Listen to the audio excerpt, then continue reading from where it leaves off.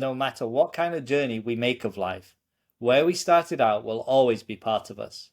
The greatest piece of fortune any of us can enjoy in this world is to be born into a loving family, and it is a double blessing when the surrounding community also gives us warmth and a sense of belonging. My gratitude to my parents is endless, and so is my affection for Govan, the Clydeside district on the southwestern edge of Glasgow that was our home. I was never employed in the yards, but my younger brother Martin joined Dad there, and, like everyone else in the area, I grew up accepting that shipbuilding was part of the fabric of my existence. In a community that relies heavily on a single industry, there is an intensity of shared experience that draws people together and tends to make them appreciate the need to support one another. It has been said that the values great managers like Jock Stein, Sir Matt Busby, Bill Shankly, and Bob Paisley brought to their jobs in football were rooted in their mining background. I have no doubt it is true, and I am sure too that any success I have had in handling men, and especially in creating a culture of loyalty and commitment in teams I have managed, owes much to my upbringing among the working men of Clydeside. And this is an excerpt from the book we're going to talk about today, Managing My Life by Alex Ferguson and Hugh McIlvenney. Welcome to Performers, the podcast that takes you into the minds of the world's most extraordinary athletes, coaches and performers. We're your hosts. I'm Dr. Greg Young, and you've just heard from Dr. Duncan Simpson.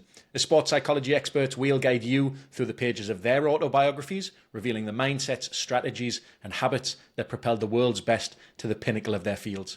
Each episode represents over 20 hours of our expert analysis, condensing entire autobiographies into concentrated insights.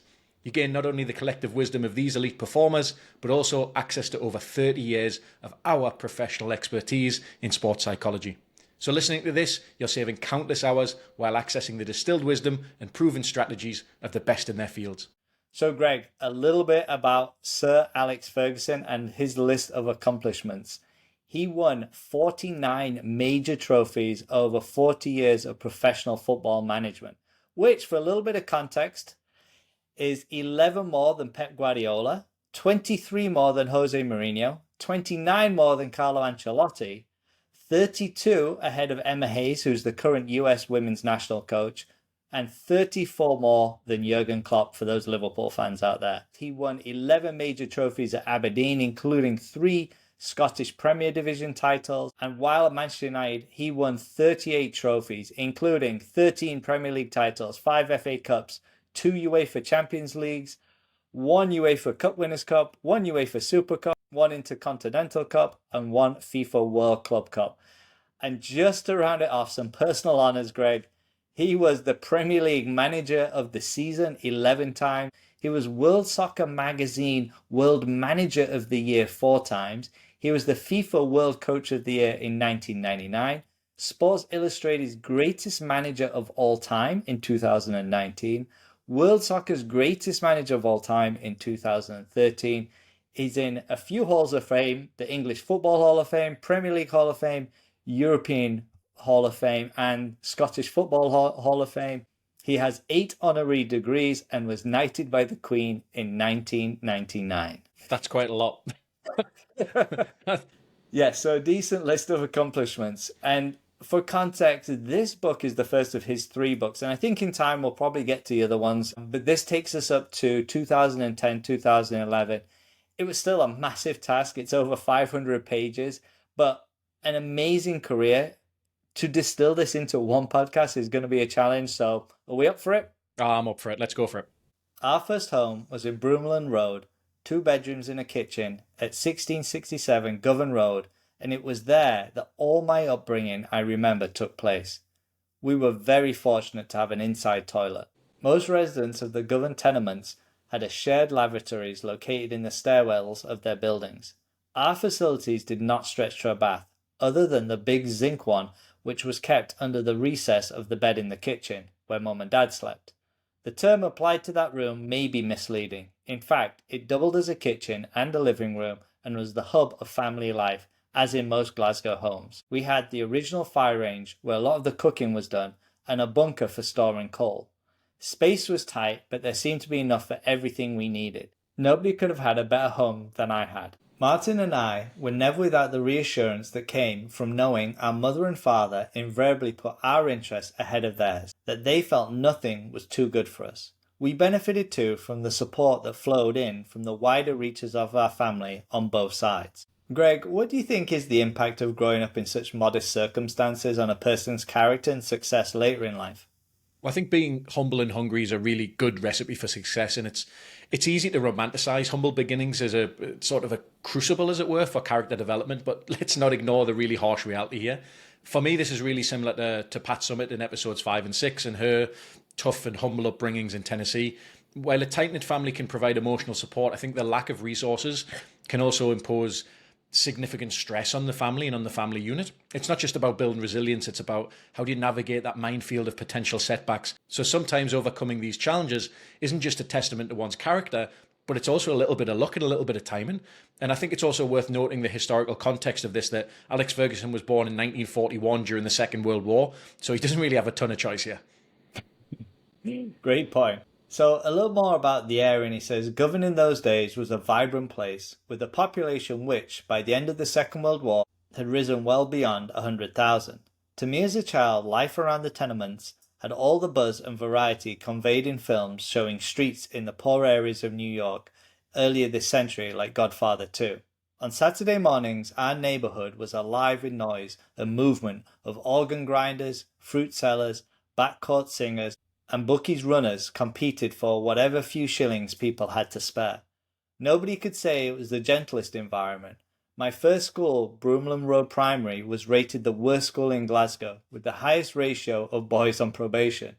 Nor were the adults in the area consistently law-abiding. One of the last men to be hanged in Scotland was convicted of a stabbing murder committed in Neptune Street, and the victim was the uncle of a lad who played football with the Harmony Row Boys Club. But there was never a shadow of menace over my boyhood. I was relaxed and generally carefree, although straying out of my own immediate locality had its risks unless I was visiting friends. Many of the boys from Govan who were brought up with me ended up in jail or took to drink. The temptation to slide into dead-end existence was all around us, but most families had a working-class ethic founded on the parents' determination to give their kids a chance. A majority of my friends responded to the encouragement they were given, but inevitably there were others who did not have the strength to resist the influences that were always threatening to drag them down. And of course, if the parents were weak, the children had little hope of making a success of themselves. Greg, what stands out for you about the area he's been brought up in? What really stands out to me, I think, is the contrast between the vibrancy and the real harshness of Govan, which is pretty typical of working class cities in the UK and Scotland, the north of England. I think it's fascinating how a place can be really full of life and full of energy, bustling markets, lively characters, but it can also really harbour serious challenges for the people within that community, such as crime and poverty, as you mentioned. I think this mix really creates a unique backdrop for personal development. It's not just the adversity that shapes people, but I think the rich cultural history of a city like this and the really strong community ties among the people in that community are really important. So the way that Ferguson describes feeling carefree, despite the obvious risks around him, highlights how a supportive family and the community around him can provide a sense of security and optimism, even in those really tough environments. That's an excellent breakdown. And I mentioned a little bit about his school and how it was probably one of the worst in Glasgow, or it was rated one of the worst. It was officially the worst in Glasgow. That's quite the award to win, that. Officially the worst in Glasgow. So Alex really struggled in the classroom, but excelled on the football field, and it was really a form of escapism for him. As was quite common in those days, Greg, he also became an apprentice in a skilled trade, which was tool making. But he was also making a significant move towards senior football by joining Queen's Park, one of the greatest amateur clubs in the game. Eventually he moves into pro football and signs for St Johnstone, which he immediately regrets because he's getting such little playing time, and there's a little bit about his experience here. Those were results to harden the depressing conclusion that my football career was grinding to a halt, and it was about then that I began to contemplate immigration to Canada. Privately, as I surveyed my lack of progress in the game, I had to admit that I was by no means blameless. If you want to make it as a player, you have to fully commit and be willing to make sacrifices, and in both respects, I was coming up short. I wasn't in love with tool making, but having to serve my apprenticeship meant that I really couldn't get my teeth into football. So, Greg, an interesting moment. The football world could have looked very different if Sir Alex had moved to Canada, of all places. Absolutely. It's fascinating to think about how one decision can alter the course of history, particularly in the sport that both you and I love. We might actually have to start calling this podcast Sliding Doors with Greg and Duncan because it's happening so often. If he had moved to Canada, we might have missed out on one of the greatest managerial careers in football, or Canada could perhaps be a world superpower in football. So we hear his self-awareness and willingness to admit his lack of commitment. He's not doing enough to succeed in the game in the way that he wants. It's easy to blame external factors when things aren't going well, but recognizing your own role like Ferguson's doing here, I think that's really crucial. And part of his experience, he's having a really tough time at St Johnstone, and he pulls out a reserve match and pretends that he has the flu. Eventually, he gets found out by the manager. Thankfully, the manager actually ends up giving him another chance and even calls him up to the first 11 because he was in the reserves at the time. So there's a little bit about this circumstance. What happened to me on the field at Ibrox that day can only come under the category of miracles. I scored a hat-trick. The first player ever to do so against Rangers at Ibrox. It was the first time St Johnstone had ever won there.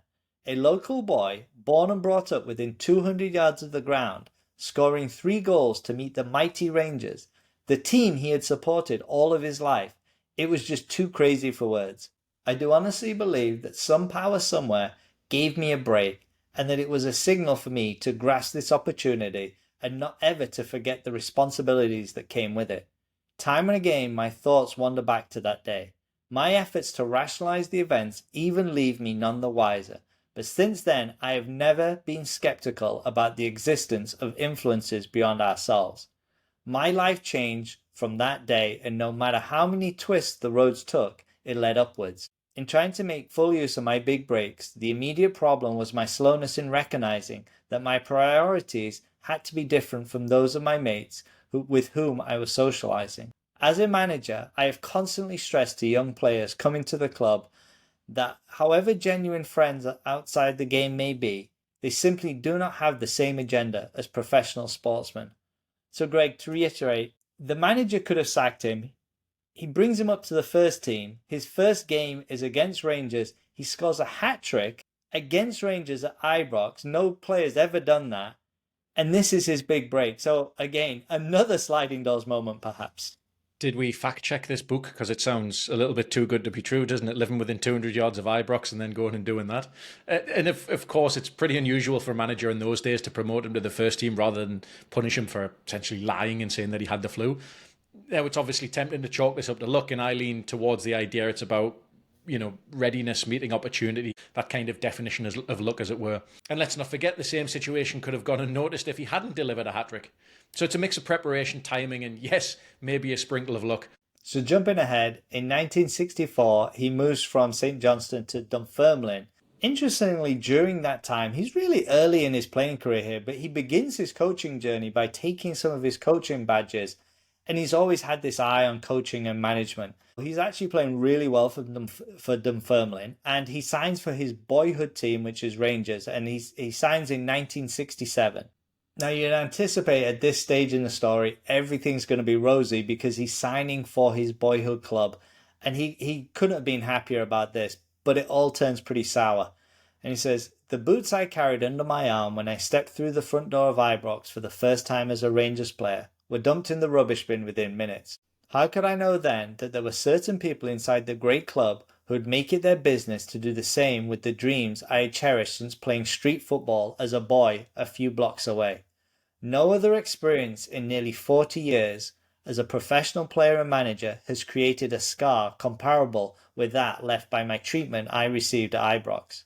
My form in the 2.5 years I spent there was by no means all I would have wished it to be. I had good games, decent games, and bad games, but the humiliations eventually heaped on me could never be justified on the basis of my playing performances.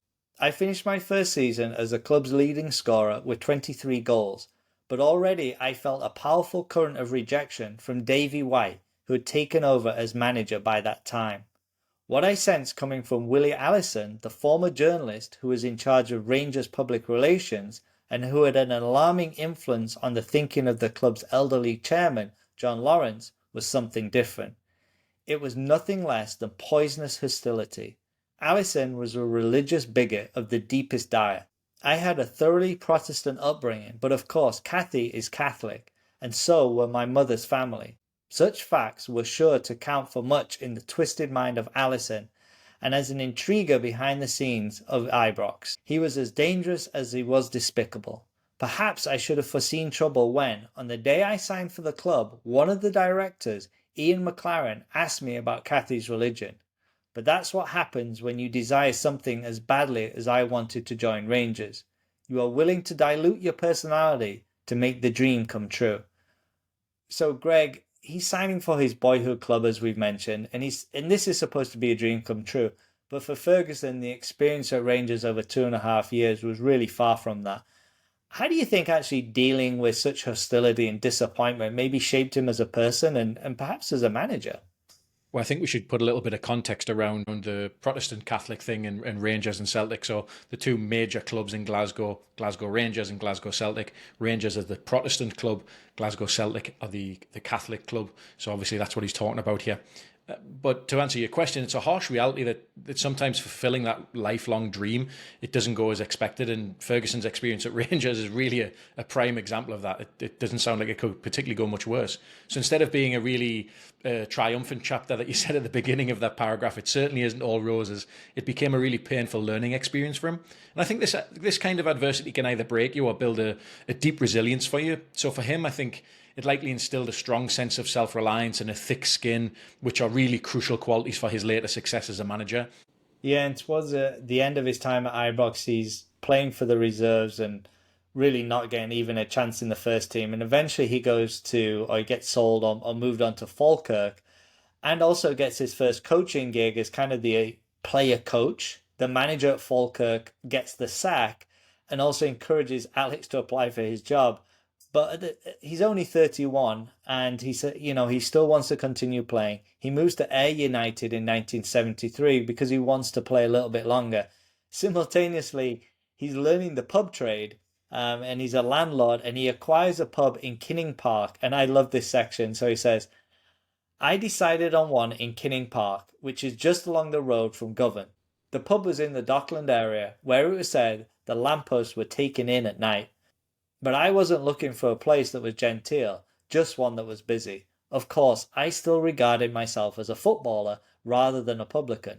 Although it was a strain to divide my efforts between part-time football and running a pub, I finished the season with 14 goals, which put me second in Ayr's scoring table. My year had been interesting, and I had done quite well, but towards the end of the season I was having trouble with a groin injury. Maintaining fitness as a part-time was difficult, and my thoughts were turning to management. The process was accelerated when I had to take one of the rigorous medical examinations the insurance companies demand for anyone working in the pub trade. The tests were conducted by Dr. McIntyre, who happened to be an ardent Rangers supporter, and he alarmed me with the revelation that my arteries were enlarged. He added that unless I was desperately in need of the wages, he did not think I should be punishing myself at my age for the £60 a week Ayr were paying me. I was only 32, but the doctor's opinion convinced me that I should retire immediately. So there's a bit of backstory here, Greg. But really what strikes me is that he learns about this medical condition because the pub insurance companies demanded a physical, not the football club. And for additional context, he later learned that the doctor, who was a Rangers fan, he didn't think that Alex had been treated very well at Rangers, and that Alex shouldn't be playing at this lower level after representing Rangers. So he somewhat exaggerated his condition, which apparently enlarged arteries are not unusual for athletes. So obviously this medical advice did accelerate his move into management, however. It's a crazy story. It sounds like medical malpractice. If not, it's definitely verging on it. Just because the doctor thought he was too good for Ayr United, he basically tricks him into retirement. That's wild. And just on his retirement, he says, I was too busy reliving my 16 years as a senior player in the space of 90 minutes. It is interesting to think of just how many professional footballers have experienced the private emotions of that hour and a half at the finish. You wonder where the years have gone as you reflect on the great moments, the goals, the regrets, some of the characters you played with and against, and it is not easy to come to terms with the permanent parting of it all. However, in my case, it was not really an ending, but the beginning. I really like that phrase, that it's not really an ending but a beginner. I wonder if that was actually what was going through his mind at the time. It's quite poetic, but sounds like he's probably had some time to reflect on that. So he obviously retires from football because the doctor kind of tricks him into it. And he gets an opportunity at East Stirlingshire, and this is his first manager's job. And he says, well, a little bit of context for the club, Greg. He only had 8 players and no goalkeeper. That sounds like a good foundation to build from. Was it And was it a five-a-side team? Yeah, it should have been. And they finished last in the Scottish Second Division the previous season, which actually makes them the worst senior club in the country. And his transfer budget was £2,000. So he wasn't going to get many players, even back in those days. So he had to wheel and deal in the bargain basement of football to really even get himself a side. So a little bit about East Stirlingshire. He said, every one of the 25 years I have spent as a club manager has been a learning experience, but some of the principles I brought to the job as a raw 32-year-old recruit are as important to me now as they were on my first day in charge of East Stirlingshire in July 1974. Prominent in that category is the certainty that good coaching relies on repetition. Forget all the nonsense about altering training programs to keep players happy. The argument that they must be stimulated by constant variety may come across as progressive and enlightened, but it is a dangerous evasion of priorities. In any physical activity, effective practice requires repeated execution of the skill involved. But the link is the need to concentrate on refining technique to the point where difficult skills become a matter of habit. When footballers complain about the dullness of repetitive passing exercises, it is usually not monotony they resent, but hard work. David Beckham is Britain's finest striker of football, not because of God-given talent, but because he practiced it with a relentless application that the vast majority of less gifted players wouldn't contemplate.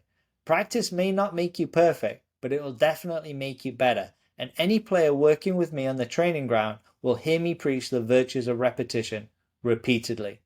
Greg, we hear again about the importance of repetition. We've heard this over and over again in a lot of our performance journeys. We have indeed, and mastery of any skill often comes down to doing the same thing over and over until they become second nature. It's not glamorous by any stretch of the imagination, but it is effective. And the example of David Beckham that he gives, him practicing relentlessly, it's not just about talent, it's about turning practice into performance. But I will say that this can be a cautionary tale, because the danger of this approach is that it can become monotonous if it isn't balanced with some variety. And we also saw this in our previous episode with Bubba Watson, and how during his time practicing with Tiger Woods, we saw 2 very different approaches to training. So while sticking to fundamentals is crucial, especially for developing a strong technical base, as we saw with Tiger's practices, there's also a value in mixing things up to keep players mentally engaged and introduce them to new challenges, which was very much like Bubba's experiences. So the key is to know when to stick with the basics and when you need to innovate and bring some variety in. Too much focus on that repetition without any variation will absolutely lead to stagnation, but constant change without mastery of the basics and a natural progression can be equally detrimental. It's really about finding that sweet spot where players are both skilled and adaptable, and for anyone trying that, that's no easy task. Yeah, it's definitely a yes and situation. So Greg, he's at East Stirlingshire, and this is his first managerial job, but what we hear through the book, it's really planting seeds of some of the principles that he's going to apply to all his jobs throughout his career. So I'm going to go through a few of them, and I'd love your reflection. He says, in pre-season training, I started every session with the boxes, a routine in which perhaps 5 or 6 players are deployed in a group surrounding 2 other men. The players on the outside play the ball to each other while trying to defy the efforts of the pair in the middle to intercept it. I used it to improve touch and to develop the movement that gives the man on the ball an angle to make a pass. Greg, Fergie's doing rondos in 1974. He is indeed. Yeah, not every idea is a new idea. In fact, one of my favourite quotes from the first days of school is, there are no new ideas in education, only refinements of older ones.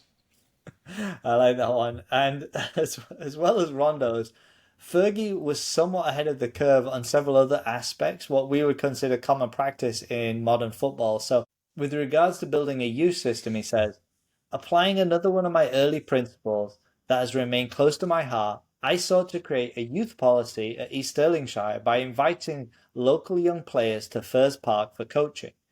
Another one was discipline and how important discipline was to him. And he says, players are always trying to take liberties, checking how far they can go before you come down on them. If somebody who fancies taking up management asks me about discipline, I have a simple piece of advice. Don't seek confrontation. It will come to you anyway. And the last one on diet.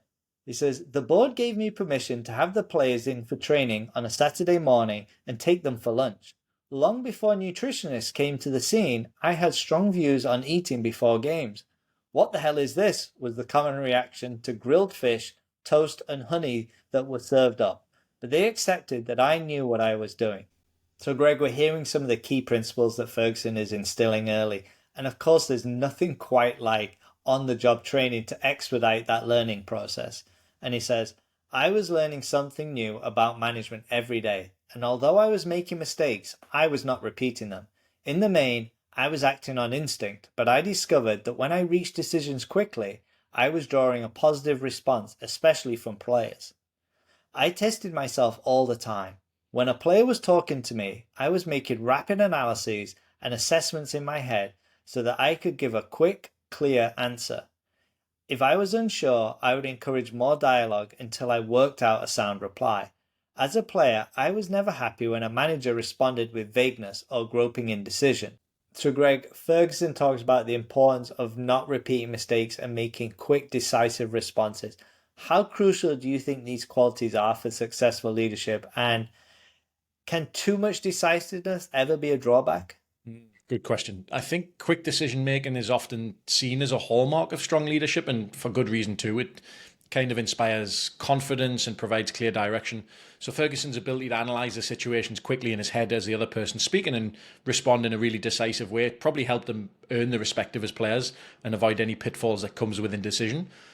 But there's a fine line between being decisive and being impulsive. So too much decisiveness without that adequate consideration can lead to rash decisions that aren't well thought out and have got pitfalls. So again, it's about striking that balance. Can you be firm and clear when it's needed, but can you know when to take a step back and just think things through a little bit? And I know we've had conversations, and you've mentioned to me the practices of Jeff Bezos in Amazon and how he's really comfortable making quick decisions if they can be easily reversed. But if the door can't be walked back through, then taking time to consider is also his approach. So it's both sides of the coin, as it were. Yeah, absolutely. The old idea of one-way or two-way doors. And Ferguson's actually only had in that job for 4 months, and he gets a call about moving to St Mirren. And St Mirren, for context, is a far bigger club. And he moved to St Mirren in 1974. The first year they finished fourth, or the remainder of the season they finished fourth, and then the following year he wins the league with St Mirren, which is 1976, and then they finish eighth in the Premier League. So he's taken the club up in his second season. And again, we're seeing him run this same playbook. He's running the youth policy playbook, and he says, an increasing supply of worthwhile talent was emerging from our rigorous youth policy. What else is he employing? Well, we know he's a hard worker. He's had multiple jobs. He's also been an apprentice in the tool-making trade. So a little bit about hard work and innovation. And he says, those were long and demanding days for me. As I fitted the running of the pub business into whatever gaps my football responsibilities allowed, and at the same time tried to give Kathy such assistance as I could with raising of our young family in East Kilbride. But my energy was constantly recharged by the entire community's response to the happenings at Love Street. Freddie Douglas had the idea that he and I should go around town in the van and address potential supporters through a loudspeaker. I was gaining a reputation for innovative management, and to me it was simply a case of being willing to try anything that might make the club more successful. So Greg, he's working kind of all hours God can give him. He's working in the pub trade, he's got a young family, he's going around town trying to drum up business, and this kind of old adage, easy choices, hard life, hard choices, easy life. Exactly. What do you want? Do you want short-term or do you want long-term thinking? I like the maxim, wipe your feet or scrub the floor. I've never heard that one before. Oh, always learning from you. So another one of his principles is really around drinking, and I would guess 1976 in Scotland, drinking was probably pretty prevalent in the club scene. And he says, I was determined to fight the drinking culture that had always been the curse of British football. It can take a damaging hold at any club, as my initial experiences at Old Trafford were to confirm, and any manager who turns a blind eye shouldn't be in the job. Far from being a teetotal zealot, I love to see people enjoying themselves by having a pleasant drink, and if there's a good red wine available, I won't be slow to hold out my glass. But boozing should have no place in the lifestyle of a professional sportsman. Any footballer who thinks otherwise won't last very long with me. So, Greg, you often hold your hand out for a glass of red wine. Glass of red wine, glass of white wine, glass of beer. I'm not fussy. So, as I mentioned, in 1976, he wins the league with St. Mirren. And this is a little bit about that. He says, it was an unforgettable season for St. Mirren, with our young team suffering just 2 defeats in 39 games. Their achievement was a source of cheer for a town increasingly hurt by rising unemployment. My own satisfaction was doubled by the evidence that the flow of youthful talent towards the club was swelling. In fact, that was a period when my development as a manager was accelerating. Sheer hard work was a huge factor in bringing success, but I am sure that sticking to my beliefs was equally important. I believe strongly that being able to pass the ball well was crucial, and I don't think there was a training session that did not incorporate passing. But I was also trying to add imagination to my coaching, emphasizing the need for players to have pictures in their minds, to visualize how they could have a creative impact on the shifting pattern of the game. Of course, my drive to extract the best from myself and those around me didn't always show in sweetly acceptable ways. The quickness of my temper and depth of my anger often worried me. I wonder whether he was aware of that at the time, because one of the things Alex Ferguson is famous for, Duncan, is for the hairdryer treatment. So for our listeners that aren't too familiar, imagine you're being yelled at by your boss, and instead of sort of the sweet and acceptable ways and words that he's saying, it's basically turning and pointing the hairdryer towards your face, and your hair's blown back, and it's sort of pinning you to the wall. He did have a temper, very, very strong, hard-headed, and it's interesting to see that perhaps he was well aware of this as a little bit of a shortcoming. Yeah, I think there's definite parallels to draw with Pat Summitt and her approach to early days in coaching especially. And he was also a very hands-on boss, which I think was somewhat normal back in those days. Kind of you had to do a little bit of everything. But he says, after my first 2.5 years at Love Street, much had changed on and off the field. When I went there, St. Mirren operated like a strange little social club and, but for my aggressive interventions, would have continued to do so. A separate concern was my knowledge that a substantial number of fans were entering at matches by jumping over the turnstiles, with a connivance of some gatemen who were doing friends a favour or possibly pocketing tips. Since establishing proof of that scam was difficult, I brought in joiners to lower the roof in the turnstile booths so that jumping over was impossible. You could say I was a hands-on boss. Someone had to be. So, Greg, you're never too big to do the small things. He's hiring in joiners to alter the turnstiles. Never too big to do the small things. Connivance I'd never heard before, so I've just Googled it. And for listeners, it means a willingness to secretly allow or be involved in wrongdoing, especially in a moral or illegal act. So that fits perfectly here. But You didn't know that? Oh, I mean, it's on my word of the day. Toilet paper. I think it comes in next week. Um, but going back to this point, it actually sounds somewhat similar to Bill Walsh, who we looked at in a previous episode, when he took over the 49ers and he had a little bit of, his hand was in everything, as it were. And the notion that I've heard some businesses use in a corporate setting is for leaders or managers to walk the floor. And that gives them a real 360 view of all of the practices within an organization, obviously in this case within a club, knowing what's happening within the workforce and stuff. Yeah, and obviously he's got his hands in everything, and simultaneously he's running 2 pubs. He's got a young family, but eventually he sells one of the pubs in 1978. But a little bit about this, he really credits his time as a landlord for his ability to work with people from all walks of life, to listen and to speak with authority, and also to impose himself at times when it's necessary. So a Glasgow pub, I'm sure there was times where he needed to impose himself.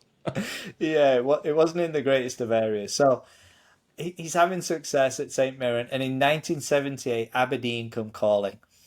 And a little bit about Aberdeen says only 15 times this century has the Scottish League Championship been won by a club other than Rangers or Celtic.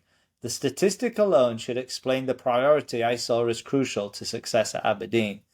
There was simply no hope of making my team major contenders for honours unless we could beat the old firm on a regular basis. It was a straightforward ambition, but I knew I would have to develop the players' minds to a point where they shared my belief that it was possible. The dominance established by the Glasgow Giants virtually since the beginning of professional football in Scotland infects the mentality of every other club with resignation, an acceptance that it is their destiny to be the supporting cast. Passivity of this kind is alien to me. I had no intention of letting Aberdeen settle for isolated moments at centre stage. I wanted sustained achievement. I wanted trophies. So over the next 8 years at Aberdeen, he won at least one trophy every single year. So listen to this. He won 3 Scottish League Championships, 4 Scottish Cups, 1 Scottish League Cup, 1 Drybrook Cup, which I'll let the listeners Google, and both the UEFA Cup Winners' Cup and the UEFA Super Cup in 1983. So just a remarkable period of success considering he's battling against the Scottish Giants of Rangers at Celtic. Absolutely, that is more than often a two-horse race, so be able to have such an impact in such a relatively short period of time is very, very impressive. So I think the culmination of his time at Aberdeen is when they go and win the Cup Winners' Cup. And a little bit about this. So Aberdeen win 2-1 against Real Madrid. And it's really about the entire club culture. And this is something that obviously Ferguson takes moving forward. And he says, the reception when we returned to Aberdeen after the 2-1 victory was unforgettable. All the schools in the northeast had declared a day's holiday, and it was estimated that 500,000 people were on the streets of the city to welcome its heroes. The emotional current passing through those crowds and linking them with the players reminded me of a remark Di Stefano made after the game. It was not just a football team Real Madrid had met, he said, but an unstoppable spirit. At the club, that spirit was nourished by many stalwarts who never been on the field. The players are the most important people in any football setup, but at Aberdeen they received heroic support from those working selflessly behind the scenes. From our worldly wise and dryly humorous old chairman Dick Donald to the pensioners who cleaned the ground after matches and came to be regarded as members of staff. Duncan, this really resonated with me and having some experience working within a football club. It's staggering to see the amount of tireless effort that goes into letting 11 men run around a field for an hour and a half. To have this remarked upon by two greats, not only in Alex Ferguson, but also in Alfredo Di Stefano, highlights what it takes behind the scenes for top players to succeed. Yeah, Greg, it's great you point that out. Behind any high performing team, there's usually a big supporting cast. And as we just mentioned the name Jock Stein, Jock Stein was the former Celtic and he was also the national team manager of Scotland. And Alex Ferguson gets an opportunity to become his assistant. And this is a little bit about their relationship because Jock Stein really became Alex's mentor. And he says, for any young manager seeking to further his education in football, Jock Stein was a one-man university. After my successes with Aberdeen in the League, Scottish Cup and European Cup Winners' Cup, I suppose I had to be considered a graduate student, but I had no doubt there was still a great deal I needed to learn. I realised too that if I searched the whole world, I would not find a better source of instruction than the big man from Lanarkshire. So after Jim McLean resigned from his position of assistant to Jock with the Scotland team, I was silently praying that the job would be offered to me. And this is a little bit about Jock Stein and his background. And he says, everybody in the game knows that Jock Stein's record as Celtic manager was as triumphant as any ever achieved in the history of club football. The best tribute to his genius is not the winning of 9 successive league championships, the countless other trophies he collected, or even the historic breakthrough that made Celtic the first British club to lift the European Cup. What sets him apart more than anything else is the fact that the team who devastated Inter Milan in Lisbon on that magical evening in 1967 consisted of 10 players born within 12 miles of Celtic Park and one outsider, Bobby Lennox, who came from 30 miles away in Ayrshire. Jock won the European Cup with a Glasgow and District Select. At no other time before or since has one of the greatest competitions of world football been blitzed by such a concentration of locally produced talent. It was as close to a miracle as management can go. So who can blame me for being excited by the prospect of working with the man who created it? I think everyone needs a mentor, a guide, and to build on his idea of an apprenticeship, a master. I know that sounds like a really harsh word, but that's the master and the apprentice. So whenever we hear conversations about great managers within the sport of football, we always find people like this pop up. So Jock Stein's certainly up there, Bill Shankly's obviously up there, Alex Ferguson's up there, Bobby Robson's up there. But to have someone there to guide your development and show you the need for drive and improvement, that is such an asset for any professional, regardless of whether you're in the sport performance domain or you're in another maybe corporate environment or you're just a performer in general. So listeners, if you don't have a mentor at the moment, this can be your homework for the week. There's no better time than now to start looking for one. Connect with someone. Having someone readily available for you to learn from, that's like a cheat code. The success that at first fosters a powerful spirit of comradeship in football teams may ultimately splinter them apart. As the honours accumulate, individual ambitions grow, and nobody can blame players for seeking opportunities to earn more from their talents elsewhere. Accusations of disloyalty are hard to sustain against the reality that the most compassionate clubs will jettison anybody who has ceased to serve their needs. When managers and players who have achieved much together find their paths diverging, the most either side can expect is that the parting will be conducted with mutual respect and transparent fairness. Even when there is mutual respect and liking, the relationship between a manager and a player can be complex. Success for a team is their shared objective, but there is an obvious difference in the pressures and anxieties they experience, and that difference contains the seeds of conflict. The manager must think collectively, sometimes being hard on feelings of individuals in the interest of fielding an effective unit, and he has to live with the frustrating knowledge that ultimately his reputation is at the mercy of the talent and the will to win of other men. A player, however honest his commitment to the team ethic, is bound to have a narrower view.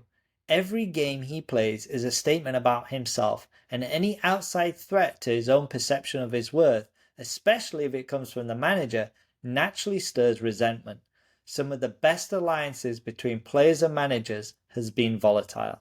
So Greg, Ferguson touches on the complexities of success and how it eventually creates divisions within teams. And I think this notion goes beyond sport into business, to be honest. How do you think leaders should handle the balance between individual ambitions and team cohesion, especially when players start to seek opportunities elsewhere? Yeah, it's a classic dilemma, I think, for any successful team. As the performers within that team achieve more, then obviously their personal ambitions inevitably grow, and it's only natural for them to seek those new challenges or something like a better contract or more pay. So the key for leaders is to try and maintain a transparent and fair environment wherever possible, where performers understand that while of course their individual ambition is valid, the collective goal remains paramount and must always indeed be the central focus. So this requires honest communication, sometimes and often making tough decisions like letting a star performer go if they no longer fit the team needs or the ethos of the team. But obviously, it's also crucial for leaders to just recognize and respect the individual ambitions rather than essentially trying to stifle them. So performers, they're not just assets, they're not robots of performance. They're human beings with their own career goals, perhaps their own external commitments, family, that sort of thing. So balancing these aspects really involves acknowledging that the performer's contributions are there, being transparent about the process of how you're going about making decisions, and ensuring that any departures are really handled with respect for the person, not just the professional, whatever that vocation is. So the volatility in the performer-leader relationship, it really comes from the delicate balance that we have here. It's very easy to mishandle, and if it is mishandled, it can lead to resentment and breakdown in the team spirit. But when it's done right, it can really foster a sense of opportunity, mutual respect and understanding, even if the paths there diverge. I'm going to pick up on a few words you said there, Greg, that I really love. Performers are not just assets, they're human beings. And I don't think there's a true word ever spoken in this podcast. So great takeaway there. And we're jumping ahead, and it's 1984. And he says, the season was historic. It was the first time a club outside the old firm had completed the league and cup double in Scotland. It also signalled the fragmenting of an excellent football team whose players had grown up together and were almost like family. We were in a way ill prepared for the sudden elevation and the way the rising profile of the players had altered their earning capacity. They're really victims of their own success. And just kind of transitioning back to Scotland on September 10th in 1985, it's a really sad part of the book. Alex Ferguson is away with the Scottish national team and Jock Stein, and they're managing a game against the Welsh national team. It's a World Cup qualifier, and near the end of the game, it's a 1-1 draw. And throughout the game, Ferguson notices that Jock Stein's struggling a little bit, but Jock Stein actually has a heart attack and dies in the medical room at Ninian Park in Cardiff, Wales. And obviously Ferguson is there by his side when his mentor dies, and it really is quite emotional.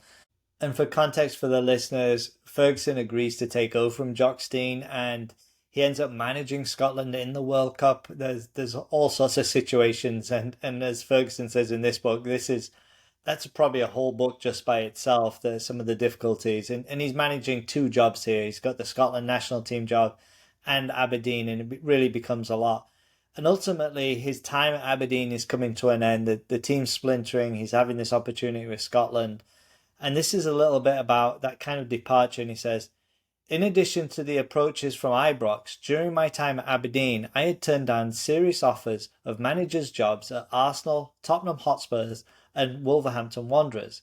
Now, however, my thoughts were dwelling increasingly on a change of some kind. I was finding the afternoons at Pittodrie were becoming a bit of a drag. The club was so well run that the challenge for me had diminished, and I can honestly say that I was feeling the need for the painful stimulation of again having to build a successful team. At one of my daily meetings with Dick Donald, who was the chairman, I told him I was thinking of moving on at the end of the season. He shook me slightly when he said categorically that there was only one job I should consider preferable to the one I held at Aberdeen. Asked to name the club, he said, Manchester United. If you really want a challenge, that is the biggest in football. It was a remarkable declaration to hear at that stage of my life, and somehow it gave me a lift. So for context, Greg, he's never been approached by Manchester United at this stage, and his then chairman is telling him, if you're going to go to one club, that is the club you have to go to. I think this really highlights what we've just talked about a moment or two ago about the understanding of those diverging paths of a football club and a professional, in this case, the professional manager. And I really like the way that the chairman's acknowledged the circumstances that they find themselves in and offered a really lofty target. Hasn't tried to pin him down, hasn't tried to, keep him sheltered and held at Aberdeen, said, listen, if you're going to go to this is the challenge, this is the one for you, go on and move on. And I really like that. I love that encouragement from the chairman. So ultimately, of course, he does get approached by Manchester United. Whoa, spoiler alert. Yeah, spoiler. And simultaneously, in the background, he is getting words from one of his former players, Gordon Strachan, that there's a drinking culture and there's actually a lot of other problems going on at Manchester United. Hence, probably why there's a manager change. But that doesn't put him off when he's approached. And he said, my belief in my abilities had not diminished, but this time, there was anxiety about how I would be received. I had never managed in England, but now here I was taking charge of the biggest club to be found there, or anywhere else. There was no guarantee I would be given the most positive welcome by all the established international players who were waiting for me, especially as several of them were about to be clearly informed that I didn't think much of bending the elbow as a form of exercise. The obvious truth that a professional athlete has no right to take liberties with their physical condition at any time is not always readily accepted within the game in this country. When I arrived at United, I was astonished to find that there was a club rule forbidding players to drink alcohol less than 2 days before a game. I replaced that feeble prohibition instantly with a rule that made it an offence for any player to drink while he was in training. Of course, I knew there was no hope that the ban would be observed, but at least the new wording was a declaration of my attitude, whereas the previous version almost suggested that there were times when it was permissible to go out on the tiles. Duncan, I think introducing new standards in well, let's face it, this is a resistant environment. It's always a challenge, but it's really crucial, I think, for leaders to be clear and firm about their expectations from the outset.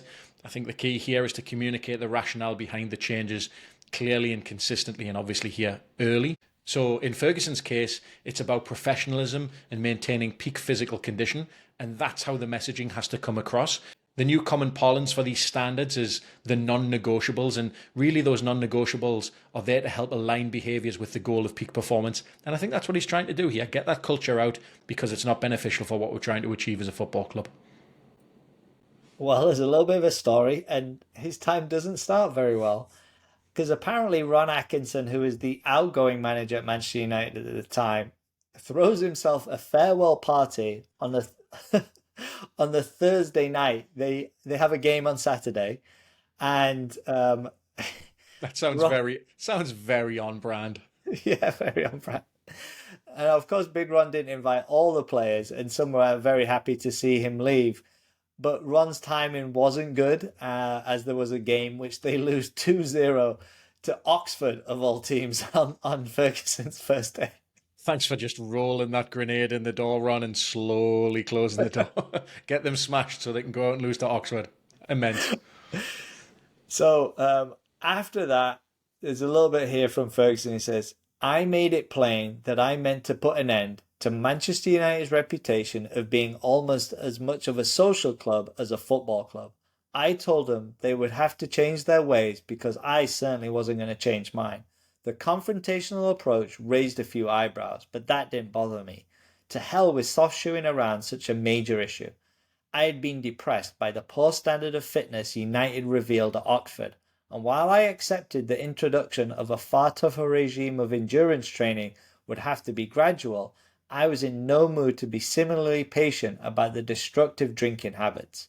Of course, tackling the problem was one thing, eradicating it was quite another. He also encourages a lack of fitness in the squad, as he mentioned there, Greg. He has lots of injuries. And the other thing he sees is there's no balance in the squad. There's a lot of older players, but not a lot of younger players. So lack of fitness, drinking, injuries, and there's no balance. And a little bit more, he says, when I joined United on 6th of November in 1986, they had gone 19 years without a title, and nobody had to tell me if I did not end that drought, I would be a failure. Putting them in a position to challenge consistently would be, I knew, a long haul. I would have to build from the bottom up, rectifying the flaws I recognized and spreading my influence and self-belief throughout every layer of the organization. I wanted to form a personal link with everybody around the place, not just the players, the coaches, and the backroom staff, but the office workers, the cooks, the servers in the canteen, and the laundry ladies. All had to believe that they were part of the club and that a resurgence was coming. But unless the rebuilding was accompanied by a measure of success, there was bound to be doubt about whether I would be given enough time to fulfill my plans. So Ferguson here, Greg, I love it. He's making a point to connect with everybody in the club, from the players to the kitchen staff. This is huge. I think when everyone feels like they're part of the mission, it really does build a powerful sense of unity. It isn't just about the players on the pitch, it's about creating that club-wide culture of excellence. And that kind of buy-in can really be the difference between a struggling team and a winning one. So it's really about survival in these first 4 years. We know, or he knows, it's going to be a long slog, and he says, looking back, most outsiders would say that my survival came down to a photo finish, and that if we had not beaten Nottingham Forest 1-0 at the City Ground in the third round of the FA Cup in January of 1990, I would have been doomed. Going on to win the Cup and then beating Barcelona in the Cup Winners' Cup final in the following season gave me security and provided a platform from which I could launch United towards an increasingly successful future. So it is natural for me to see this period between my appointment and that European triumph in Rotterdam as the first phase of my management at Old Trafford. Those 4.5 years brought me far more lows than highs as I struggled to cope with the forbidding list of problems I mentioned earlier. Much of the change was painful, never more so than when famous players had to be jettisoned or promising youngsters had their dreams shattered by injury. You know, at this time, Ferguson's really trying to establish himself, and I'd say the Ferguson style and how he wants his teams to behave and what he wants them to look like on the field. And after a poor performance against Nottingham Forest, he says, I was angered and embarrassed. Where was the passion that was supposed to run through Alex Ferguson teams? This team had decent ability, but too many of the members lacked the burning desire to be winners. The collective morale was poor. There was far too little of the mutual respect and the all-for-one, one-for-all spirit needed to dominate in a highly competitive league week in, week out. On one of my more philosophical days, I tried to define the feeling that should exist among footballers aspiring to reach heights. When you can look around this dressing room and be glad that every player you see will be out there shoulder to shoulder with you, then you will know you really do have a team. In that period at Manchester United, I couldn't look around the dressing room and say, hand on heart, that the team mirrored me in any shape or form. I was certain in my own mind that most of them lacked the resolve and endurance to challenge for a title. It was time to act. Minor tinkering would not suffice. Greg, Ferguson felt that his team just lacked passion and really the unity to win. It's pretty clear. I think most, if not all, players at the top level have passion. Maybe not this absolute burning desire that Fergie's asking for, but unity, that's an entirely different animal, and that is vital, particularly for team sports. If you can't get everyone pulling in the same direction, you just won't succeed, especially in the long term. You might get some short-term uptick, but long-term, it's not happening. So recognising, or Alex Ferguson in this moment, recognising this sooner rather than later, this is paramount to getting this side back on track as soon as possible. In 1988, he does have a bit of success. He brings Mark Hughes back from Barcelona, and I give you that for context because it's pretty important about what's about to happen. And that went down really well with the fans. Fergie's really building a bridge with the fans because United at the time have a lot of resentment between the fans and the front office, especially Martin Edwards, who did not connect well with the fans. And another one of the players that he signs that goes on to have a great career is Steve Bruce. But I think there's a really interesting part here, Greg, I'd love you to reflect on. And this is about Steve Bruce and as he's about to sign with United. And he says, considering that durability was one of the characteristics which made Steve a cornerstone of so much of my success at Old Trafford, it was amusing to remember that medical doubts arose before we signed him. Some discolouring was detected on the x-rays of his knees. I felt the more telling evidence was supplied by his appearance record during his time at Gillingham and Norwich City. How often a man is fit to go on the park is the best guide to his soundness. The number of games Bruce had played for Norwich City was greater than the aggregate appearances of Paul McGrath and Kevin Moran at centre-back for United. So, Greg, expertise is about knowing what to ignore and getting to the heart of the problem. They're focusing on discolouring of the knees in an x-ray, and he's saying, look at his appearance record. He's always on the field. I think he's learned some tricks from Dr. McIntyre in his pub medical that he had to go through. I'm just going to ignore this medical advice. He'll be good to go. There's this idea from Danny Kahneman, the famous behavioural economist, the ability to separate signal from noise. So what is the actual thing that you're trying to, in this case here, really focusing on what you need to focus on and what isn't relevant, being able to push that to one side and dial in on that specific message. So yes, knowing what to ignore, getting to the heart of the problem, that is a skill in and of itself. And of course, we're going to hear Ferguson repeat the playbook that he's run at all the previous clubs. And it's really around youth and his integration of youth. And he says, from the moment I became manager of United, I was committed to the creation of a youth policy that would be the envy of every other club in Britain.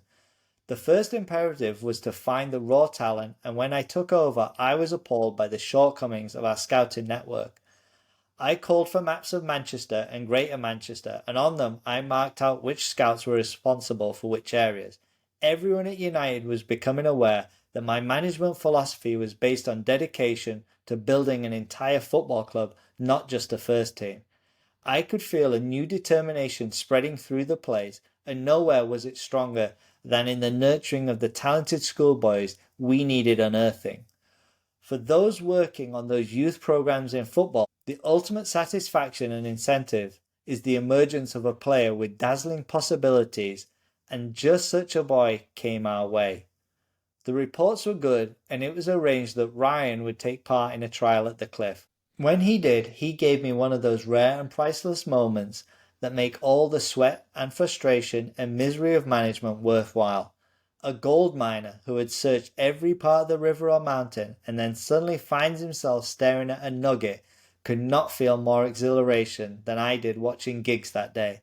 I shall always remember my first sight of him floating over the pitch at the Cliff so effortlessly that you would have sworn his feet weren't touching the ground. He carried his head high and he looked as relaxed and natural on the park as a dog chasing a piece of silver paper in the wind. From that moment on, we protected Ryan like the treasure he was. Greg, I think investing in a scouting and a strong youth policy is a great example of non-linear returns. To buy a Premier League player or a world-class player far outsees any cost that could be associated with scouting or a robust youth setup. Everyone does this now, and Ferguson really didn't invent scouting or youth academies, but he certainly believed and invested in them more than anyone that came before him. And I think it's a classic case of asymmetric investing. One Ryan Giggs probably pays for 10 plus years of such a program, I'm sure. Yeah, that's often been the goal of an academy in football, or it used to be called a school of excellence back in the day. And I think once upon a time it was to try and build a pipeline of players to the first team. But I think the way that the game's going and things like PSR coming in, now it's becoming a little bit more of a pipeline to profit, being able to, as you say, be able to pay for a program with a player that you go and sell on and kind of justify that. It's become a little bit commercialized, a little bit more businessy than it is just about talent production. And I think there's a little bit of a shame there. So during this time, they're on a really bad run and they lose 5-1 to Manchester City. And there's rumours that Ferguson's going to get fired. They have an FA Cup tie against a really good Nottingham Forest side. Luckily, United get through. They win the game 1-0. And then they go on a bit of a cup run. They get to the FA Cup final where they meet Crystal Palace. They tie the first game 3-3, which is the emergence of Ian Wright. Ian Wright scores 2. And then in the replay, they win 1-0 due to a Lee Martin goal. So United win the FA Cup, and really that little period saves Alex Ferguson from getting sacked at United. The following season, they end up playing Barcelona in the Cup Winners' Cup in Rotterdam. And one of his purchases, remember I told you, they bought Mark Hughes back. Mark Hughes scores 2 goals and they win the Cup Winners' Cup. So FA Cup, European Cup Winners' Cup back to back really saves Ferguson's job and gives him a little bit of leeway at United for some future poor results. So with these successes, Ferguson's given the opportunity to potentially strengthen his squad. And on the other side of the Pennines, Leeds United are in a pretty fortuitous situation where one of their forwards has got injured and they bring in a Frenchman named Eric Cantona who finds himself at Leeds United. And Eric Cantona proves to be the talisman at Leeds United, and they go on to win the title in the 91-92 season. Now, Ferguson is trying to secure the signings of a few other players, and he sat with the chairman when the Leeds United chairman calls inquiring about Dennis Irwin. Ferguson says that's a non-starter, scribbles down the name Eric Cantona, slides it across the desk, and asks his chairman, say, hey, what about Eric Cantona? Surprisingly, the Leeds chairman is open to selling Eric Cantona to Manchester United. And he says the next few minutes were spent talking about Cantona's reputation for being unorthodox and possibly disruptive. Obviously, we had to consider the danger that he would be bringing in too much awkward baggage with him. So they ended up arguing Leeds United down. They initially wanted 1.3 million and then they settled on £1 million, which was one of the most extraordinary pieces of business ever done for Manchester United. I think we can safely say that. And Ferguson's first meeting with him, he says, I made sure that he understood perfectly how much I wanted him and how highly I rated him. That counted for a lot with Eric. He wants to be wanted, and it was obvious that he was keen to join us. I was certain from what I saw in Eric's eyes that he was desperate to come to us. I believe he already had a sense that Old Trafford was the right place for him to give expression to his talents. And this is a little bit about, Greg, his immediate impact. And he says, I was eager to see Eric's training for myself on the Monday, and I wasn't disappointed. He applied himself flawlessly, but it was at the end of our session that really impressed me. As his teammates were vanishing off the pitch at the cliff, he approached me and asked if he could have the assistance of 2 players. What for? I asked. To practice, he replied. That took me aback. It was not exactly a standard request. I was naturally delighted to accede to Eric's wishes and quickly provided him with 2 players to deliver the ball from wide positions and a young goalkeeper so that he could spend half an hour practicing volleys. Meanwhile, the players who had gone indoors at the cliff were realizing that Cantona had not come back, and before long the tom-toms had told them why. At the end of training the next day, several of them hung around to join in the practice with Eric, and it was now an integral part of our regime. Many people have justifiably acclaimed Cantona as a catalyst who had a crucial impact on our successes while he was with the club. But nothing he did in matches meant more than the way he opened my eyes to the indispensability of practice. Practice makes players. Greg, can one team member change the culture of an entire club? I think in short, yes, because we're seeing it here. This is a perfect example. And I'm going to go back to a quotation that I love that you've claimed, but I don't know if it's actually from you. So maybe you can reveal your sources here in a second. But it's that the imitating majority follow the innovating minority. And Cantona is definitely the innovating minority here. No sources. I made it up. Not sure. We might have to go to a steward's inquiry for that one. Well, in the 92-93 season, it's Manchester United's first league title under Ferguson, and they really were inspired in a transformed team under Cantona. Brian Robson had an article in one of the tabloids saying that he thought the difference between savage disappointment and triumph in consecutive seasons was to be found in me. He felt that I was more relaxed in 1993. I was not particularly conscious of that, but I do know I devoted more attention to my observation of players in the winning season. Watching certain individuals carefully during pressured periods, recognizing those who needed reassuring, enabled me to handle the preparation for each game more effectively. It is only when you focus on one or two players at a time that you can get a real insight into them. My management methods were evolving. For years, I did everything on the training field myself. I did the coaching, the organizing of training programs, the preseason schedules, the warm-ups, the lot. But now I realize that as my sense of the job's priorities developed, the art of observation had to play a bigger part. Duncan, I think what we're seeing here is his understanding of man management as being part of the job. It's not just the technical and tactical elements that help push great performing teams onto great things. Obviously, he's going in and winning titles now, but recognizing that he is evolving as a coach, his methods are evolving, that taking that quite broad focus on a whole team, narrowing it down to one or two players, getting an understanding of what makes them tick, helps them essentially in their pursuit of peak performance. You get enough people on that train, all working together. That's where we see successful teams. And speaking of peak performance, the United team really feel liberated now that they've won one of those titles that they were searching for so long for. And the 93-94 team is something very special. And he says, so now the teams of 1994 and 1999 are bracketed together as the best I have ever managed. The overall chemistry in 94 was much more volatile. If the composition of that remarkable team is analysed, it reveals that certain fundamental qualities were common to many of the players. In addition to outstanding skills, most of them had physical strength, courage, toughness of mind, speed, power, and determination. They were winners, and in quite a number of cases, the other side of that coin was that they were bad losers. There were more than enough quick tempers to make them collectively combustible. Pallister, Parker, Irwin, and McClare were out-and-out winners but reasonably calm players for whom discipline problems were rare. But that other bunch, Bruce, Ince, Robson, Keane, Hughes, Cantona, and Schmeichel, were capable of causing a row in an empty house. They had a combative drive that I cherish, and it made each of them, in my eyes, a true United player. When they massed together, the aggressive tendencies could get out of hand, and in the 1993-94 season, our disciplinary record lurched towards the unacceptable. There came a time when I had to call all the offenders into my office for a stern warning. No more, I warned them. That's it, finished, okay? Laying down the law to that lot as they sat before me, presenting an array of powerful physiques and resolute faces, made me think afterwards that I must have been either the bravest or daftest manager in the world. So Greg, Ferguson talks about managing a team with really strong personalities and really aggressive tendencies, to be honest. How can a leader harness such intense energy without letting it become destructive?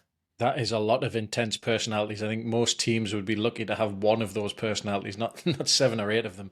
But it is crucial to let those strong personalities lead from within the team. I think Ferguson recognised players like Roy Keane and Eric Cantona have the kind of drive and the leadership qualities that can really elevate the rest of the squad. but by setting clear boundaries and also giving them the freedom to express themselves and take charge, he allowed them to channel their energy into constructive leadership. For me, it's kind of like a flamethrower. If you can point it in the right direction, it is a hell of a tool. But if the fire goes uncontrollably all over the place, well, that's a hell of a problem. Another great analogy from you. So a little bit at this time, obviously he's got a good group of seasoned players, but they're constantly building the youth program at United. And he says, Manchester United won the FA Youth Cup in 1992. And we had an extraordinarily exciting group of young players ready to press for inclusion into the first team. The future of the club could not have looked healthier, but however exceptional the new group became, they would have difficulty surpassing the wonderful collection of footballers who served me in 1994. Sadly, the Chelsea final was the last we were to see of that great team. So after they beat Chelsea 4-0 in the FA Cup final, Greg, some of that team end up leaving United, especially Brian Robson's probably the highest profile casualty of that team. As early as January 1993, I had given 8 of our teenage prodigies professional contracts. Their appearances in the final of the FA Cup in successive years had provided justification of my faith. But what was really exciting was the way the best of them had progressed to the point where they were competing for places in the first team. Several were suggesting that they could make the transition almost as smoothly as Ryan Giggs had earlier. That was certainly true of Nicky Butt, Paul Scholes, and Gary Neville. Keith Gillespie, Gary Neville's younger brother Phil, and David Beckham were also forcing themselves into consideration. So during this time, the things looked really rosy for United. And then a quite pivotal moment in Manchester United history happens on January 25th, 1995 versus Crystal Palace. Now, for context, Andy Cole, one of the forwards, and Eric Cantona had received really bad treatment from the big Crystal Palace centre-halves. Then 4 minutes into the second half, Eric Cantona retaliates against the centre-back Shaw with a blatant kick, earning him a red card. Now, this was Cantona's 5th dismissal at United, so he's really struggling with that discipline. Ferguson actually doesn't know what immediately happens afterwards, but he does learn that there's been kind of abusive taunts from a Palace fan towards Cantona, but he doesn't know that Cantona has gone into the stands and kung fu kicked the Palace fan in the chest. So Ferguson doesn't know this till later. So after the incident, United imposed their own 4-month suspension on Cantona, which takes him out for the rest of the season. The FA then imposed a further 4 months. He's also handed down a 2-week jail sentence, which was eventually replaced with 120 hours of community service. And Greg, you can choose your actions, but you cannot choose your consequences. Well, you certainly can't. And that it was one of those weird things because you can kind of kick each other off the park in a game of football, but no one goes to a football match expecting to be kicked in the chest by one of the star players. So it's kind of breaking the fourth wall before breaking the fourth wall was popular. So we know that Robson's leaving, and another one of the star players at the time, Paul Ince, there's rumours about Paul wanting to leave to go to Italy, and he says, I was already bothered by his attitude around the dressing room. He had attached a rather silly title to himself. Don't call me Incy, call me Governor, he was saying, and that did not go down well. There had been a cockiness about him from the moment he came to Old Trafford, but I reckoned it was his way of masking insecurity. So in a 1995 board meeting, Ferguson announces that he wants to sell Paul Ince, and this kind of comes out of the blue. The board actually doesn't agree with him, but he says, the most common reactions were shock and dismay, but I explained that I had observed Paul closely over the past 5 months and had decided that his attitude and his performances had altered to a degree that I could not tolerate. This was not a spur-of-the-moment decision. It weighed heavily on my mind, but I needed to be in control of my team. I felt Paul was no longer playing to the discipline I demanded. He was not a bad person at all and had very generous traits, but if footballers think they are above the manager's control, there is only one word to be said to them. Goodbye. So, Greg, there's a saying, leave one wolf alone and the sheep are never safe. Ince isn't a bad guy, but he's impacting the culture, and I don't think Ferguson can just leave him there to impact the others. I think this is a really clear message being sent by Ferguson here, where it's not about the person per se, it's about the behaviors of the person. And that's really, really important, because if you're saying these are our, which we talked about earlier, our non-negotiables, or the way that we're going to go about things, or the standards that we have, if you're not living up to those standards or meeting those non-negotiables with your behavior, then this isn't the place for you to be. As he said, there's only one word to be said to them, and that's goodbye. And that's a perfect segue, Greg, into this section. And he says, emerging from the most challenging season in my 22 years in management, I was especially satisfied with the vindication of the hard decisions I had taken a year before. In football, very few managers achieve a position of comprehensive control over their teams, and those who do must strive to retain it. Paul Ince had threatened my control. I never felt any smugness, but I hope that people inside Old Trafford and beyond would now accept my judgment. Nobody devotes more time than I do analysing how we can remain successful. Our main aspiration now was to improve in Europe, and our exciting young team had the potential to do that. So for context, he lets Paul Ince go. They end up winning the league. Newcastle, unfortunately, Greg, finished second. Thank you for the constant reminders that you chased us down that year. Yeah. And at the same time, it's also the right time for Cantona to leave. He does come back to United and plays, but they can tell that he is wanting to retire. So they end up cancelling his contract.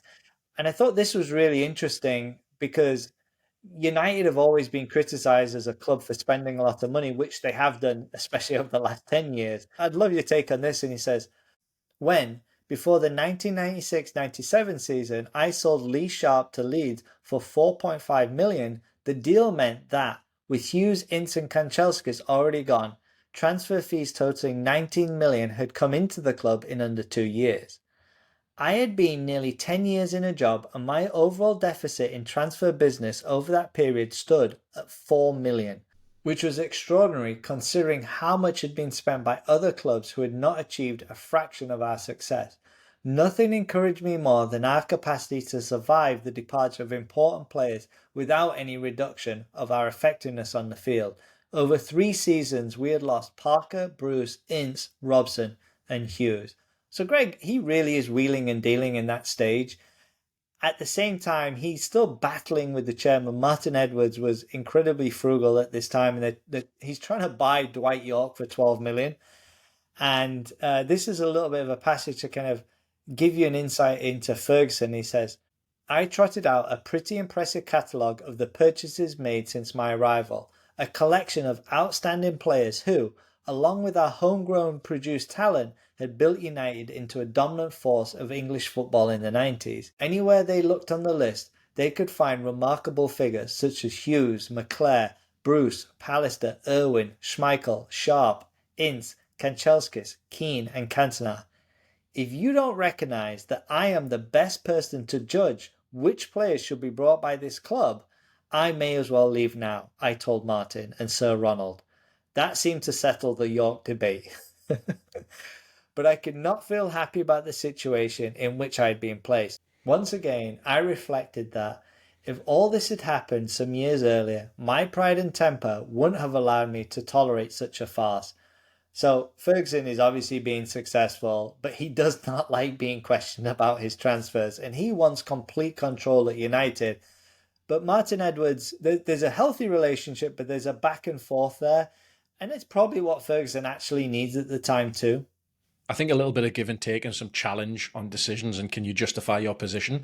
I don't think that's a terrible place for certainly people in positions of leadership to have that. If you just have yes men around you that are constantly placating you and giving you exactly what you want, that's very rarely for the best. But having someone with that strong social relationship that you can have healthy challenge with, I think is very, very important in the decision-making process. And jumping ahead to the 98-99 season, he says, nothing a manager does can guarantee greatness for a football club, but backing off from doing what he knows is necessary can make failure certain. There is little hope from anyone in my line of work who tries to avoid taking action that will make his life uncomfortable. Whether it is replacing a popular player who is no longer fulfilling the requirements of his team or challenging boardroom policies that are blocking the road to success. In the early summer of 1998, I decided that I had to assert myself on the need for Manchester United to spend more money in the transfer market. So Ferguson's able to assemble a very talented team in the 98-99 season, but there's something else he gives a lot of credit to, and he says, when critics of our game parade their theories about the attributes that lift certain teams above others, I am always amused by their eagerness to concentrate almost exclusively on technical and tactical comparisons. Frequently, they discuss football in abstract terms, overlooking the reality that it is played by creatures of flesh and blood and feeling. Tactics are important, but they don't win football matches. Men win football matches. The best teams stand out because they are teams, because the individual members have been so truly integrated that the team functions with a single spirit. There's a constant flow of mutual support among the players, enabling them to feed off strengths and compensate for weaknesses. They depend on one another, trust one another. A manager should engender that sense of unity. He should create a bond among his players and between him and them that raises performance to heights that were unimaginable when they started out as disparate individuals. The Manchester United of 1999 had talent by the bundle, but there was nothing about them that I admired or valued more than their team spirit. Duncan, this is an unbelievable paragraph. I think if anyone wants to mash that rewind button and go back and listen to you read through that again, if you take nothing else from this podcast episode, this is huge. This is going back to his idea that these are people that are playing a sport, that this is a group of individuals that you have to bring in and collectively get to work together. I love that. It's not about technical and tactical comparisons. Obviously, those are important, but it's about the collectiveness and the fact that they, that idea of a single spirit has been a theme throughout this. That's almost been the golden thread here. You're right, Greg, and nothing exemplifies that team spirit than the 1999 European Cup final versus Bayern Munich in Barcelona. Ryan, on the edge of the box, swung his right foot with more hope than accuracy. His shot skewed away towards the left-hand post, but it was our next piece of good fortune that Teddy Sheringham was lurking in its path. He spun as the ball came past him and deftly added to its momentum, tucking a skillful shot just inside the upright. As madness erupted around the stadium, I would have bet long odds on that the cup was ours. The Bayern players looked like people staggering away from a plane crash. Steve McLaren pounced on the practicalities. Now, let's get ourselves organised for extra time, he said. Go back to 4-4-2. Just as his words left his mouth, the ball dropped to Dennis Irwin in the middle of our half, and I said, Steve, this game isn't finished. Dennis hit a long ball towards the corner flag on the left, and Ole Gunnar chased it down. When another corner was won, there was almost a feeling of inevitability about what we were seeing, as Bayern wearily tried to regroup. Beckham delivered one of his specials to the near post, where Sheringham was arriving, having made a late run. His header wasn't much more than a touch, but it steered the ball into the heart of the 6-yard box, and there was Solskjaer's jutting leg to do the rest. The celebrations begun by that goal will never really stop. Just thinking about it can put me in a party mood. At that time, all of us associated with the team were blissfully demented. Until my dying day, I shall be grateful to Manchester United for all that my association with the club has given me. For somebody who loves football as much as I do, there is no better place to be. When I learned during the summer that I was to receive a knighthood, I had a smile at the thought of how far football had brought me since the time in my Govan childhood when I had to wait for a neighbour to give me a pair of hand-me-down boots before I could turn out for the street team. I am thrilled about the knighthood, but I hope it can be seen as honouring my family and my friends and everybody who ever worked with me. In particular, I hope it can be seen as honouring Manchester United and all the people, from the great players to the canteen ladies who have helped me there over the years. I relate to ambitious individuals, but I appreciate that in millions of lives, talk of ambition is an insulting irrelevance. Sometimes I joke about recognising people's nature in their choice of ideal holidays. Some want to go to Blackpool, others to Spain, and some want to go to the moon. I tell myself I identify with the last group. And that is where we'll leave it today. But Greg, the man on top of the mountain didn't fall there. So what are your top 10 life lessons from Managing My Life by Sir Alex Ferguson? Top 10 life lessons for managing my life by Alex Ferguson. Number 1, embrace your roots. Your upbringing shapes your values and approach to life. He says, my gratitude to my parents is endless, and so is my affection for Govan. Number 2, value hard work and discipline. Consistent effort and discipline leads to success. Number 3, stay resilient in the face of adversity. Overcoming challenges strengthens character and resolve. Number 4, build and maintain strong relationships. Loyalty and support from others are crucial for success. Number 5, lead by example. A leader's actions set the tone for the entire team. He says, I made it plain that I meant to put an end to Manchester United's reputation of being almost as much of a social club as a football club. Number 6, adapt and innovate. Embrace change and be open to new methods and ideas. He says, I was gaining a reputation for innovative management, but to me, it was simply a case of being willing to try anything that might make the club more successful. Number 7, stay true to your principles. Integrity and values should guide your decisions. He says, I was determined to fight the drinking culture that had always been a curse in British football. Number 8, embrace the importance of practice. Practice is essential for mastery and improvement. Practice may not make you perfect, but it will definitely make you better. Number 9, understand and manage people. Success in leadership involves understanding and managing personalities. He says, his talent for dealing with all kinds of men probably counted as much as his technical knowledge. Of course, talking about Jock Stein. And finally, number 10, cherish the journey and achievements. Appreciate and learn from every experience, success and failure. He says, until my dying day, I shall be grateful to Manchester United for all that my association with the club has given me. Greg, another fantastic top 10. But as always, we can learn from the things to avoid on our performer's journey. So what are the top 10 lessons to avoid from Alex Ferguson's journey? Top 10 lessons to avoid from managing my life by Sir Alex Ferguson. Number 1, neglecting emotional and mental health. Ignoring mental and emotional well-being can lead to severe issues. Number 2, overlooking the importance of communication. Poor communication can lead to misunderstandings and conflicts. He says, there was nothing splendid about my isolation as our supporters reacted angrily to the jettisoning of a player they saw as a vital contributor to our recent successes. Number 3, ignoring the impact of stress and pressure. Constant stress can affect performance and decision making. Number 4, failing to resolve conflicts. Unresolved conflicts can harm team dynamics. He says, Paul Ince had threatened my control. Number 5, overemphasizing external validation. Relying solely on external validation can undermine self-worth. When talking about Eric Cantona, he says, as the season came to a close, he continued to have the air of a man for whom football had lost its appeal. Number 6, letting success lead to complacency. Constantly strive for improvement, even, and most importantly, after achieving success. Number 7, allowing negative feedback to define you. Negative feedback should not deter you from your goals. He said, I found it nauseating and worried about how David would cope with the vicious hounding that went on long after the World Cup was over. Again, talking about David Beckham sending off against Argentina in the World Cup. Number 8, ignoring the importance of balance. A balanced approach is essential for sustained success. Number 9, neglecting the significance of preparation. A lack of preparation can lead to missed opportunities. And finally, number 10, failing to manage personal emotions. Managing personal emotions is crucial in leadership. Thank you so much for joining myself and Duncan on this episode. If you enjoyed it, we ask you just one thing. Share this with 2 people in your network, and for that, we are truly grateful. See you next time on Performers.